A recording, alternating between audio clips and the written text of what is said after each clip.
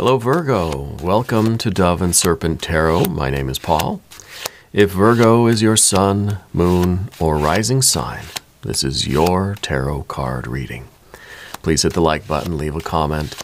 Consider subscribing to the channel, especially if this reading resonates with you. It is totally free. It does not cost you anything. If there's anything you would like me to pray over or meditate upon or send positive energy toward, please let me know. Now, this is going to be a general reading, so try to be open and receptive to whatever may come through during our time together. I am merely the messenger, and I ask you to connect directly with each of these cards and use your own intuition to take you beyond the details that I might provide. And remember, Virgo, that the most important part of any tarot reading is you. And here we have the moon card. This is the new moon. This is kind of the absence of certainty. It's the absence of light. I think you're right on the threshold of something. And I think that it is a moment of truth. I think you have to lean into it, right? Trust in it. Let yourself fall forward into that blackness and trust that you are going to be caught, lifted, carried. Yeah. So this is a big moment for you. And I think that this is, could be something at work, could be something in your personal life, but this is like taking the plunge, Let's put this into some context. Let's see what this is all about. This is really,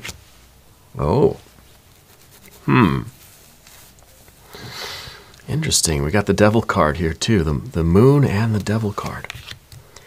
Okay, we've got some objective kind of outlooks on things. We got this need to rise above the situation and see it for what it is, outside of the emotions of it. We also have the instinct. I think the instinct is kind of pushing you forward. The instinct, the intuition is telling you, lean into this. But your intellect, your conscious mind is saying, wait a minute, let me get a better perspective. Let me get up here so I can look down at everything and really get an idea of what's going on. But I almost wonder if we stop and question things, if we are going to lose the momentum. Oh, we've got another court card here. Now we've got, this might be the retrospective, right? This might be a retrospection instead of a current kind of circumspection. The Queen of Swords wants to look at everything now before the decision is made. But the Knight of Swords is here to look back at things after the fact. Yeah. Almost to do the thing, because this is all major arcana right here. This is Spirit saying you've got to trust in the process. You'll understand everything later when you look back at everything that's happened. Now, the Princess of Pentacles at the top, this is our aspiration. This is to really live the life that we are creating, to create our life. The Princess of Pentacles contains every other card of the tarot pack. And this is what we want. We want to create our life. We want to have everything in our life that is meant for us. We've got to build it. Here's the Prince of Pentacles. 9 of Pentacles. The Fool, look at that. That's in an interesting position too. This is the position of the obstacle. This is the position of what we don't want. We don't want to be the fool. Oh, there's 3 of Cups. There's abundance. There's celebration. There is the peak experience. I think amazing things are really happening for you, but because you are Virgo, you have this very practical energy about you. The last thing we want to do is be the fool, right? We're trying to be the wise person, and I think the wise person is the one that can think very practically, very almost utilitarian, right? Where the fool is just like leaves the house in the middle of a snowstorm with no jacket, no shoes on, right? Not smart. Don't do that. And we don't want to do that. We don't want to be that kind of fool. That's why this card's in the position of what you don't want. The last thing we want is to look like a fool. Okay? So you're trying to then be the wise person. Instead of the fool, you want to be the wise person. And the wise person understands the resources we have and how to utilize those resources. These two together, this is us knowing what's at our disposal and building what we can using those resources. And that's making some progress. We're doing it. We're doing it here. But I feel like there is this major step that we're being asked to take in order to really reach this kind of divine celebration. This is the divine feast here, right? This is us eating at Spirit's table, okay? You're being asked to trust in a process here that, kind of leads us into this Fool energy. It's something that we can't have the certainty over because of the Moon card. It's something that we can't rely on our objective viewpoint on. It's saying, no, you can't see the practicality of it. You can't see the utility of everything now. Something you're going to have to just trust in. It goes against everything that you feel you are, right? It goes against what you believe to be your best kind of qualities. Your analytical, practical, kind of almost utilitarian, right? I don't mean that in a bad way. But that's how you've been making so much success already. But to transcend even this, or to add what would be the depth of meaning to this progress, requires this leap of faith. Requires you to take this plunge without your usual method of looking at things objectively, planning things out, seeing the kind of practical and logical consequences of things. You're a very smart person. Yeah. You're being asked to be the fool a little bit. And like I said, it goes against everything you believe to be right and correct about the world. Yeah. This is a bit of a pickle for you. It really does. It feels like it's a bit of a pickle. Let's select the mystery card, bonus card, confirmation card. This is a random card from the Smith-Waite Tarot that we are just going to set aside over here. We're going to put Jimbo, the Lizard King, aka Mr. Lizard, right there on top of that card. We're not going to look at that card until the very end, but it will tie everything together. Okay? You got to trust in it. Right? No peeking. If at any point during this tarot card reading you feel like you know what that card is, put your prediction down in the comments below. Let's make it a group effort, an exercise of intuition. All right. Let's take another look around the room. We have a lot of major arcana cards here, and then the Fool. So this stuff here, is it going to make you the wise person, right? The holy fool, or is it just going to make you the fool? Right? And that's what we're being kind of asked to trust in. We have these three energies. If we go with these, what kind of fool are we going to be? Are we going to be the wise fool or the foolish fool? Yeah. And that's pretty much the name of the game. You feel some kind of push. You feel some momentum from this High Priestess card. Yeah. You feel that there is something propelling you from inside. It's this movement, it's this intuition, it's this gut feeling. It feels right. But it goes against everything that I believe in. It goes against logic. It doesn't make sense. It doesn't make sense to do this without knowing what it is and how it's going to end up. Yeah. This is a secret that is not going to be revealed to you until after. This is kind of like someone saying, do you trust me? And then it's kind of like, I don't know, tell me what you're going to do first, then I'll tell you if I trust you. But this is, no, you've got to trust first. And this could be changing jobs, could be relocating, could be a new position at work, it could be a new relationship. It could be this feeling of like really pivoting your life, making a big change in your path, in your career, We're being asked to trust in it before we know what it even really is. And that just doesn't make any sense, right? So we've got the air energy that kind of says, well, wait a minute, intuition, you're not logical. Well, the intuition is not. It's not logical. It's a different function in our psyche. Our intellect, our rational mind, our thinking function is here. It's within you. It's kind of the way you like to operate. You like to look at everything first before you make a decision. Spirit's kind of saying, well, you can do all that, but you got to wait till after. And again, it doesn't make sense. It's a contradiction. But that's what the Knight of Swords is. It's understanding the logic of something after it's already happened. You can have all the answers, but you've got to do this thing first. You got to do this thing blind before Spirit takes the blindfold off and lets you see where you were. It's kind of like, it's one of those like pledging in like a sorority or fraternity, right? You got to like, I don't know what kind of stuff. You got to walk on something squishy and you don't know what it is until afterwards, and you take the blindfold off and you realize it was just like, I don't know, watermelon or something. I don't know what they do, but it doesn't make sense. Why would you be led down a path that is that unknown, that dangerous, that scary, that uncertain, without knowing what it is? You like to take the blind. You're the one, I think, that would peek under the blindfold. But you're being asked not to do that this time. It's kind of a blind leap of faith, right? Taking that plunge.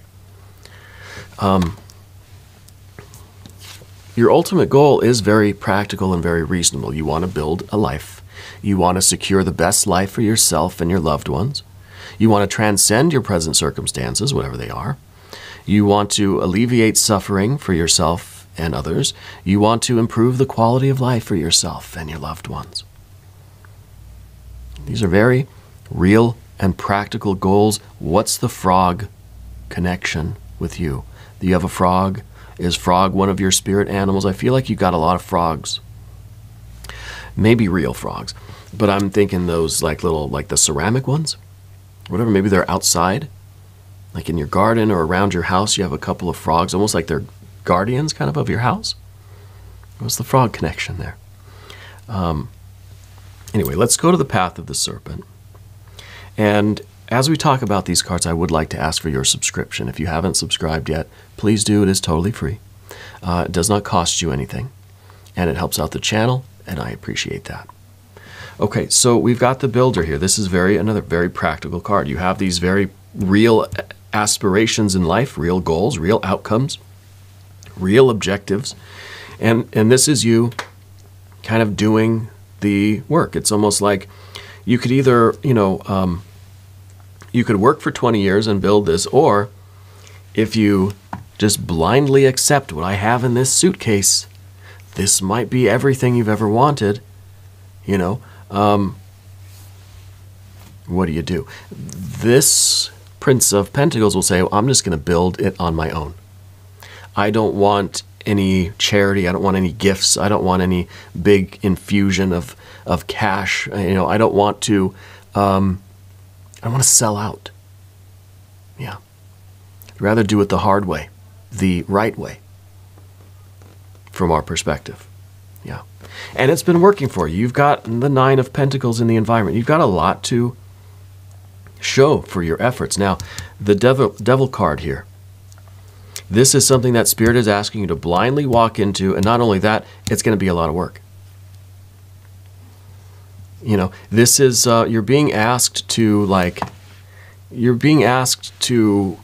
climb the tallest mountain in the world. You don't know why, and you don't know what's at the top.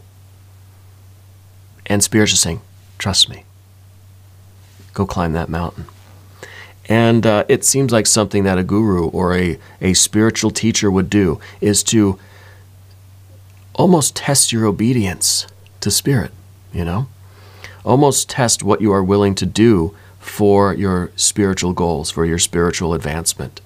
And it's kind of the stories that you would hear about gurus who just really make their disciples, do all the laundry and cook all the food and fetch the water and clean everything and do lift all these things, and then maybe just do things just for the heck of it, just like stand on one foot for a week straight, Things that don't have a particular purpose. The cleaning, the laundry, yeah, you get that. Why do I got to stand on one foot for 3 days? What is the purpose of that?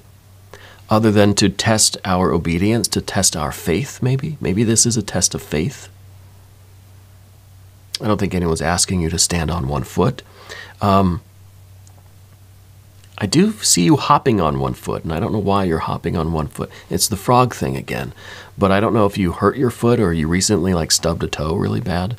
Because I kind of see you hopping on your foot, like holding your toe. I think maybe, I don't know if you, it's kind of painful. You stub your toe on something, yeah. And maybe that's what the hopping's all about. But we've got the builder. We've got what you're building too. This is an environment. See the Nine of Pentacles. You want to see something tangible too. This is your expectation in your environment. You want to see progress. Right? If it don't make dollars, it don't make sense. If we can't see the progress, if it's not something that I can hold in my hand and count, or at least measure, then I'm not going to invest in it. You know, you're a very, very prudent, very practical person. And I think it's serving you very, very well. It's interesting to note that in this reading, there is no real water energy until we get here to the end. It's almost like we have this practical life, but we're missing something. We're missing that divine, that ecstasy, that joy, that bliss that comes through this work that we do. And it's almost like Spirit is saying, you want to come eat at the divine table, you want to experience divine bliss and ecstasy, you've got to trust me. I'm not going to show you until you take this step, make this change. The Moon card always is, we're on the threshold of a very big change. And I think amazing things are happening in your life, but we are just kind of like, I don't trust it. I don't want to look like a fool, you know. There's a lot of stairs near you, right? I don't know what Spirit's showing me a lot of flights of stairs. Maybe you live on a high floor. You take a lot of stairs. Maybe it's something we're trying to intentionally use the stairs instead of the elevator at places or something. But Spirit's showing me a lot of stairs around you right now. Okay. Sometimes these details come in. They don't have an exact direct bearing on the reading, but they offer validation, confirmation, and synchronicities for you. Okay. If those details aren't for you, don't worry about it. Just leave them for the next person. Yeah. So anyway, the Moon card, it is a big change. We're right on the threshold of something, and we're not sure if we should take that leap or not. Yeah, we're not sure. So we've got the Fool in the position of what we don't want. We don't want to be the Fool. How do we know if this is going to make us the Fool or the Sage? Well, let's ask the I Ching, something we haven't done for a minute. These are the I Ching cards, and there are 64 of these. One for each hexagram of the I Ching, which is the encapsulation of the wisdom of the ancient Chinese sages and their connection with Spirit, or with Source. And we'll just see what Spirit has to say about that Fool card. Yeah. What is Spirit going to tell us about that Fool card? 64, not yet across. See, again, it's Spirit saying, I'm not telling you anything because you're not on the other side yet. See how that works? We ask, what's the nature of that Fool? And it's almost like, am I being dumb, or is this the smartest thing I've ever done? Spirit's saying, no. No, you can't trick Spirit. Spirit's not going to reveal this until after we take that step. Right? 64, not yet across. You haven't done this yet, therefore you're not going to know what the result of it is. Okay? Creating success, the small fox almost across, soaks its tail, no direction, bears fruit. It's kind of like we hesitate, right? That we're running across something, and if we hesitate, maybe this is us hesitating. Maybe this is us halfway across, and then we stop, we get worried, and we start to we look backwards, right? And that's when we get the pillar of salt, or that's when Eurydice turns to stone, or whatever that myth was. And this is where we soak our tail. This is where we falter because we hesitate. We stop and we ask why, or what, or how. Okay?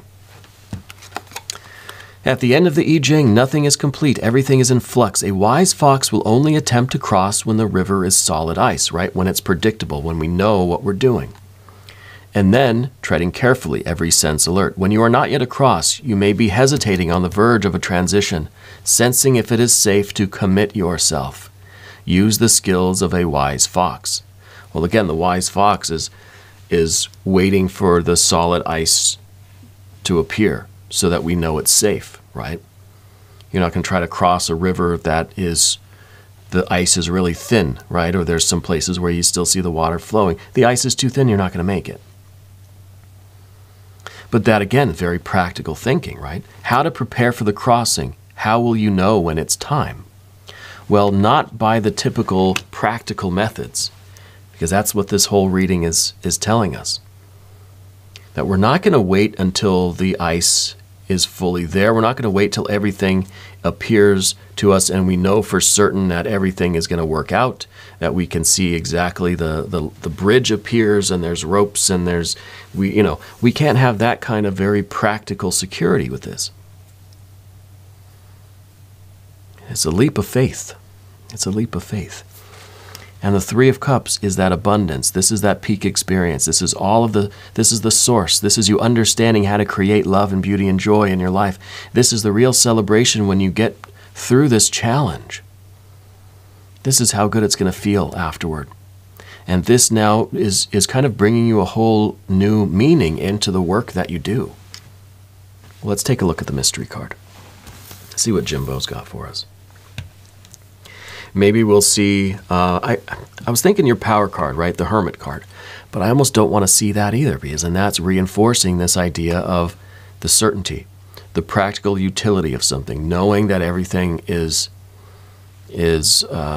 predictable, right? But maybe the Hermit would be more about us relying on our inner resources to get through something that is unpredictable. Yeah, I'm thinking Hermit here for the mystery card. If you have a prediction, put it down in the comments. Here we go. Oh, it's a Six of Cups. Well, this is Spirit throwing us a bone. This is giving us another kind of tantalizing lure, right? That not only is this going to be a Three of Cups, but it's a Six of Cups. This is the celebration, this is the connection, this is the meaning and the harmony that you kind of have always wanted in your life. The Six of Cups, right? It's pleasure, it's connection, it's intimacy. This is the best life. This is you succeeding in all your goals, improving the life, alleviating suffering, raising the quality of life for yourself and your loved ones. This is that connection. This is what Spirit is promising you, but you've got to take that leap. So it's, if the 3 wasn't good enough, Spirit says, okay, how about a 6? Now are you ready to come over? Now are you ready to cross this great river? Yeah. It's so amazing how Spirit works. Anyway, we're going to do an extended reading. And if you want to stick around for that, I think you should. There is a link at the end of the video. There is a link down in the video description. And there might even be one up here somewhere. I don't know. New readings for Virgo every Tuesday and Saturday. I am here every day, 6 a.m. Chicago time. Come back, see me again tomorrow. If you haven't subscribed yet, please do. It is totally free. Does not cost you anything to subscribe. Leave a comment for me. Let me know where in the world you're watching from. I want you to know that you are the most important part of Dove and Serpent Tarot. I thank you and I love you. And we're all in this together.